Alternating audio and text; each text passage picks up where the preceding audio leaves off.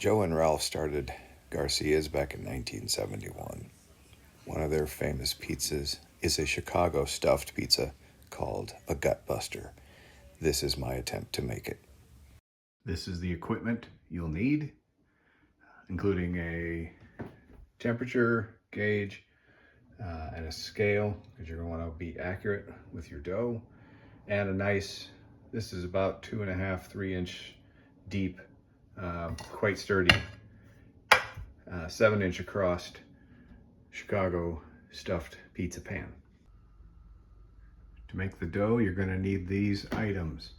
A little bit of ground ginger and a little bit of cinnamon, some normal flour, sugar, salt, vegetable oil, some instant yeast, and some warm water. 15 grams of sugar. Put 3/4 of a teaspoon of instant dry yeast in with your sugar. I've got some water here. It's currently about 125 grams of it. And temperature wise, we are looking at 93 degrees Fahrenheit. You want it between 90 and 96 degrees Fahrenheit. So we're right in the sweet spot. You take your sugar and your yeast, you drop it in, give it a whisk, and then we're gonna let that sit for 5 minutes so that the yeast and the sugar can wake up. 215 grams of flour, 3 grams of salt, 1/8 teaspoon of cinnamon, and 1/8 teaspoon of ground ginger. So I whisk that all together and chuck it in with the dough hook attached. 58 grams of vegetable oil, about 2/3 a cup, but measure it. Yeast and warm water and sugar have made a nice little foam on top. It's been 5 minutes. So we are going to start the machine on very low.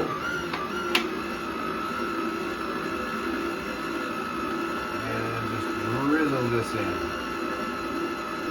And as you will see, this starts to get a little bit, come on in closer. You'll start to see it getting a little bit ragged and rough. We're going to stop it right here. So basically it's not yet formed a full bowl, but it's starting to get kind of clumped up. And at this point, we're going to bring in the oil, because if you do it too late, it will basically just slip out. It won't go in with the rest of the oil. And again, this gets drizzled in real slow. And there we go. And as you start to see, that makes it look like a melted soy butter. All right, I stopped this actually about 1.5 minutes because it was already starting to form pretty well. As you will see, it is quite goopy. And this is actually what you're looking for. You want this sort of a goopy mess. And it's quite oily because it's a high-fat dough that you're making. That is it. You're going to throw this in a bowl, and we're going to cover that with saran wrap, throw it in the fridge for 24 hours. 1 day later. 4 hours before cooking the pizza, you want to pull that dough out of the fridge. As you can see, we've added about 50% more volume to the dough itself. So this is going to be nice and fluffy when it's all cooked. Okay, so for the stuffing, or the ingredients inside, you will need, well, actually for the pan first, we need some butter, spreadable butter, and some cornmeal or polenta over in the UK. That's for the pan. We're gonna grease that and dust that. So that's what you need for those. You also need some shredded mozzarella.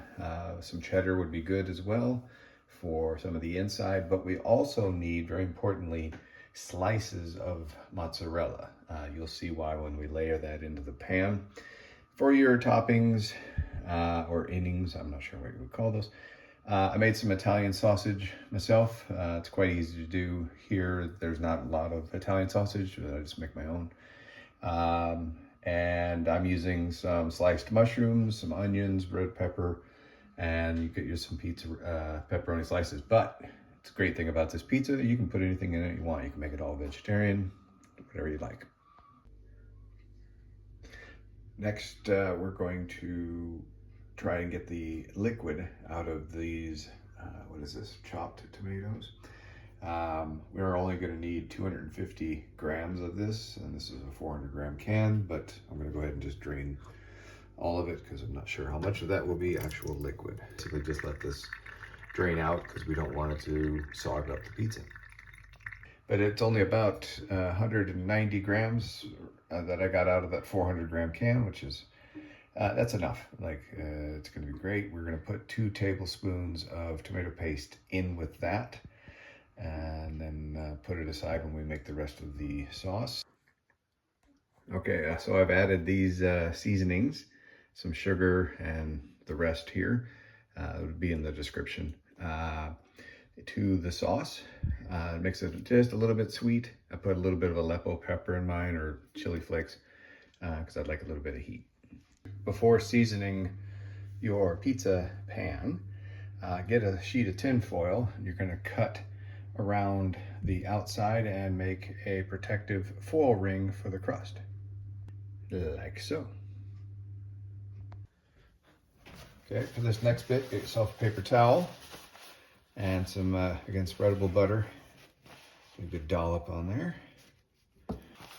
Get it all nice and greased up, like so. Cornmeal. Okay, so we have coated our pan. That's good to go. And now, take our dough. So this dough here is quite fluffy. We're going to cut it in about 2/3, just and plop that in. And you're just going to use your fingers, stretch it out, get it to the sides. Make sure you shove it right into the corners best you can. And again, it is very oily, so gloves are recommended. Now you'll see I'm making some holes here. That's fine. You'll be able to squish it around a little bit later. Okay, you can see I got the pizza dough up the side here. It kind of switches down every once in a while, but you're just gonna keep pushing it up as you're filling in the fillings. Sorry, I'm just giving this a bit here because I let it sit for a second. All right, and the first thing you want to throw in there is your mozzarella slices. That is to help shore up the foundation of that dough. So you're gonna get it in there, press it in real nice and tight. So you can see it squishes the dough back up the side. So you wanna line that all the way around the inside. It also creates a moisture barrier. It kind of scaffolds the dough up the side like that. And then of course you wanna put it in the base there. Another foundational piece, which is gonna be the pepperoni slices. They are Italian sausage you wanna put in, but basically you're trying to heap it up. You want a bit of a dome with all your fixings before it's all over, because it is gonna sink a bit during cooking. This is the mushroom, peppers, and the onions. Spread them out, give it a good little tap down again for the dough. Try and push it up to the side because it keeps trying to come down the side a bit. Crush that down there. And now, a little bit of shredded mozzarella and cheddar I'm using. You use whatever cheese you'd like. You want a good dollop of that on there.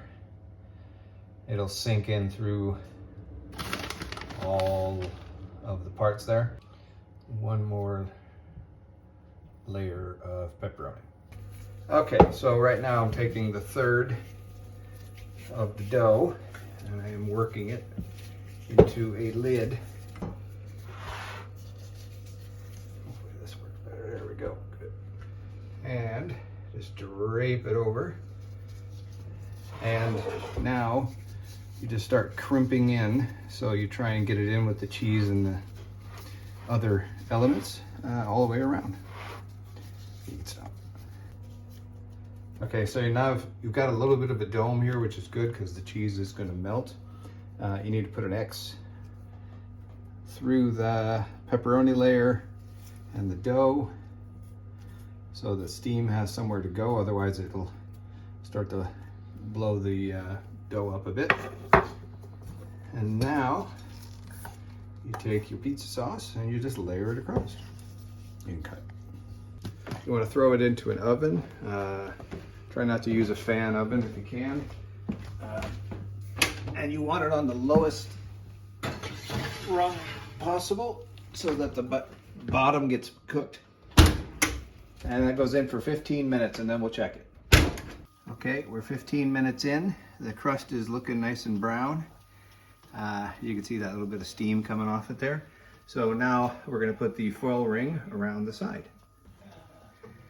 All right, so we do that to protect the crust. And it goes back in for probably another 15 minutes. Okay. All right, so looks like we are steaming. That's good. Pull the ring off there real quick. And we're going to use our temperature probe. Go right in the center and see what our temperature is. Can't read that. That's 170, perfect. 160, 170 is exactly what we're looking for. Now there's about 12 minutes extra, so we are now done. After letting it cool down for about 15 minutes, you want to get a butter knife and run it along the edges all the way down. Let's make sure that no parts of it sort of broke through the dough and stuck to the outside, otherwise this next bit get a little bit messy. And now, for the magic trick, you place it on one cutting board or plate, throw it upside down, do this quick, pull that off, put it back over, and voila. One Garcia's Gutbuster. Oh. So I've sliced into 6 pieces. You kind of want to let it sit for just a minute, let the steam sort of remove a bit more. But I'll just remove a piece here real quick, and you can tell just, look at that. If that doesn't bring back some memories, I don't know what will.